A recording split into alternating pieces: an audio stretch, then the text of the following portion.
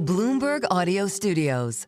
Podcasts, radio, news. If you are more positive about what growth is going to deliver in the UK, what growth numbers we can expect, do you have a number in mind? Do you have a target for this year, and can you share it with us? What do you say to businesses that have just faced higher wage bills and higher tax bills, or will do as a result of your recent budget, and they want growth now, not in some years' time? When does the first spade go in the ground in any of those projects? Our own Guy Johnson and Anna Edwards quizzing the Chancellor on her growth plans. Do they stand up to scrutiny? Hello, you're listening to Bloomberg UK Politics. I'm Caroline Hepker. And I'm Stephen Carroll. Welcome to the programme. We'll bring you some of Rachel Reeves' answers to those questions in just a moment. But it is the day after the Chancellor's big moment in Oxfordshire. Today she's being asked those tough questions about delivery on those plans. Backing a third runway at Heathrow, just one example. Even though that debate's been happening for some 20 years, it's still not something the Chancellor can deliver in the short term. And that question of spades in the ground is a key one. Well, the reaction to many of these proposals from business leaders has been quite positive. We've also heard questions, though, about how quickly any of these projects announced can actually be delivered or help boost growth. Speaking to Bloomberg, Rachel Reeves gave a time frame for the construction of the Heathrow project beginning by 2029. Is that a realistic goal, or has the Chancellor put a target on herself if she fails to deliver? Have a listen. Look at the reaction from business to the speech I gave yesterday. 2/3 of businesses in the instant reaction said they now feel more confident about the government's growth plans. I want to make no apologies for putting our country back on the right path. And because of the planning reforms that we're making alongside the big announcements yesterday, it means that we can crack on and get these projects delivered quicker, because they won't get clogged up in the courts, because we're reforming the way that you build stuff in Britain. Do you not feel, though, Chancellor, that you need to deliver something that will deliver now, that will give an uptick to growth now? We're looking at the labour market data, messages from recruiters, the purchasing managers' surveys, all of those telling us quite negative things about the labour market, saying that businesses are shedding jobs at the rate we haven't seen since the financial crisis. Well, if you look at the IMF forecast for the UK, they've revised up the UK's growth prospects for this year. The PwC survey released at the beginning of last week of global CEOs who see Britain as the second best place in the world to invest outside the United States. The first time in 28 years we've been at that position in the league table. And yesterday, businesses coming out and backing Labour's plans to grow the economy and making them feel more confident about the future. Can you give me a growth number by the end of the year then? If you are more positive about what growth is going to deliver in the UK, what growth numbers we can expect, do you have a number in mind?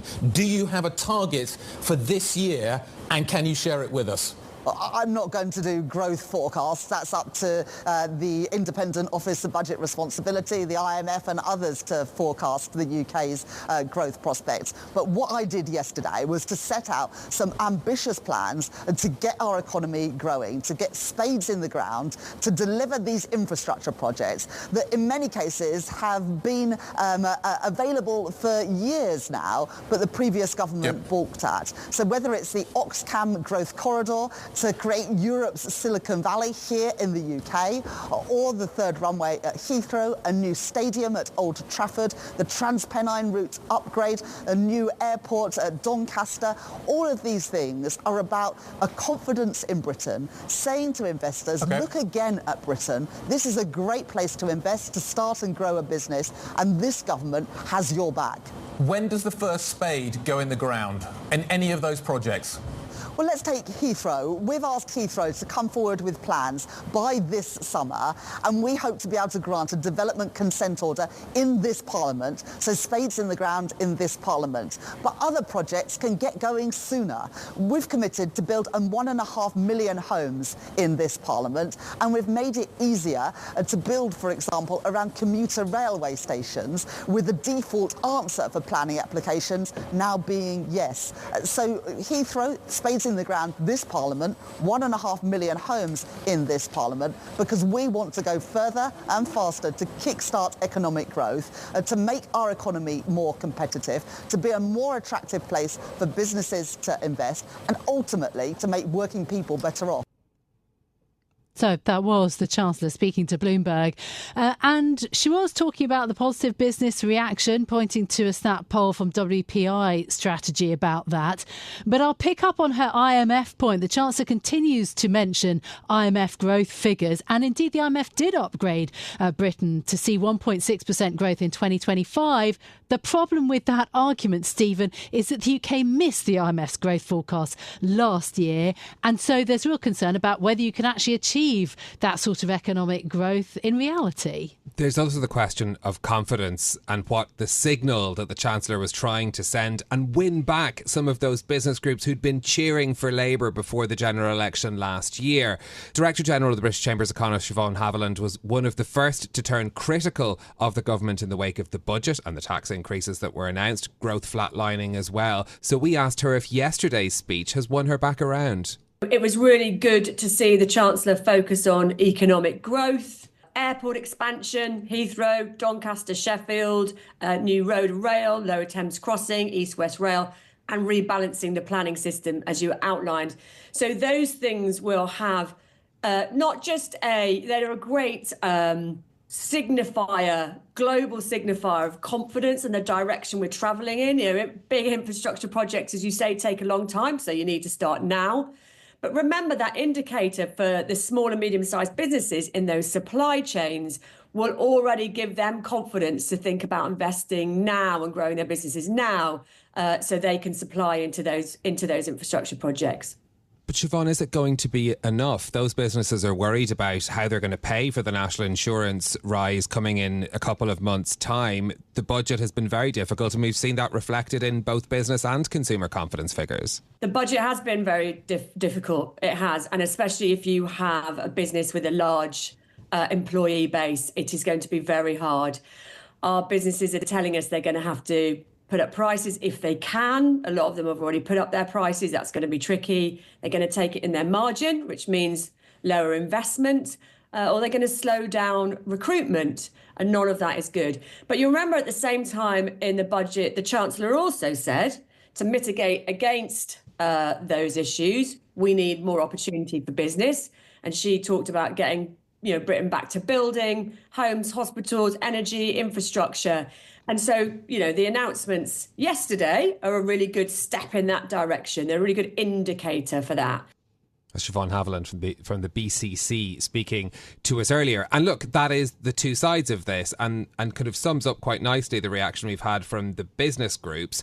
Positive in the sentiment, welcoming the ideas, but still cautious over the more immediate effects, and that discussion around the taxation coming up in most of the commentary from business groups as well. Yeah, of course. It's a £26 billion payroll tax that came in force in the October budget, is hitting businesses now, and you've got to layer into that the doubts that some specific business leaders have, like the Ryanair CEO Michael O'Leary talking about the Chancellor's plans on the Heathrow expansion. A dead cash distraction. Yes, and being rubbish.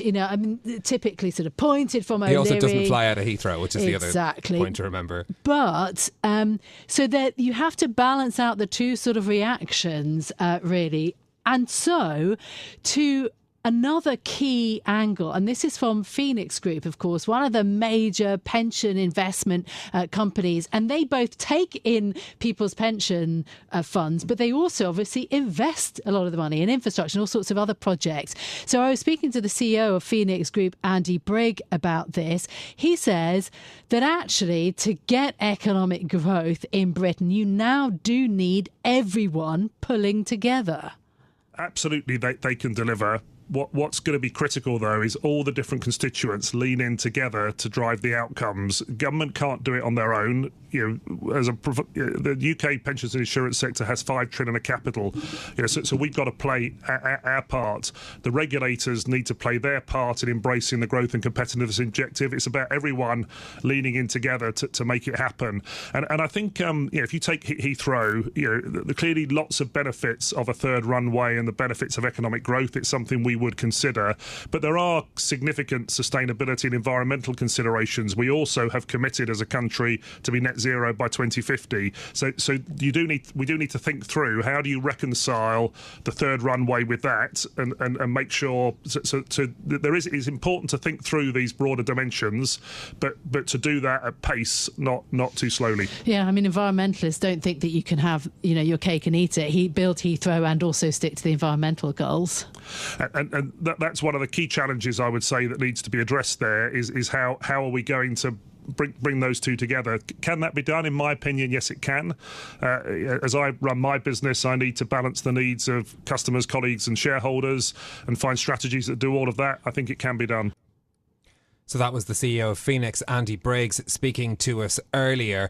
Lots of questions about the effects of these policies, what it's going to mean for the growth forecast for the UK. Remember, it's usually not governments that create growth, it's business leaders. That's part of the conversation we had with Ronan Harris, the EMEA President of Snap. The company's boosting its investment in the UK. I thought the Chancellor's comments were very encouraging. And, the UK has got one of the world's leading tech sectors. It contributes 150 billion a year to the UK economy. It's got one of the largest startup sectors across the region. It's got more unicorns being made in the UK than in any other country around Europe. So it's great to see the government getting behind that. And I think infrastructure plays a really important role in it. I think our comments around regulation and making sure that regulation is balanced with a growth agenda are super encouraging. We are investing. We are increasing our investment in the sales and the commercial side of the business, but very importantly on the engineering side as well. So as I mentioned, we have world-leading research in Snap on hardware around augmented reality, and a lot of that is based out of our location up in Abingdon, up in Oxfordshire, and we're aggressively expanding that. So we believe that augmented reality is on the precipice of a kind of a paradigm shift, and it's going to land in the hands of consumers over the next 2 or 3 years, and we're very excited to be leading in that space. And the UK is the home of that innovation and research for us. So, pretty hopeful. Home of innovation. That was Ronan Harris, the EMEA President of Snap, the owner of Snapchat. Can this Labour government, though, deliver on the building projects that have floundered for so many years and under previous governments and come up with something fresh?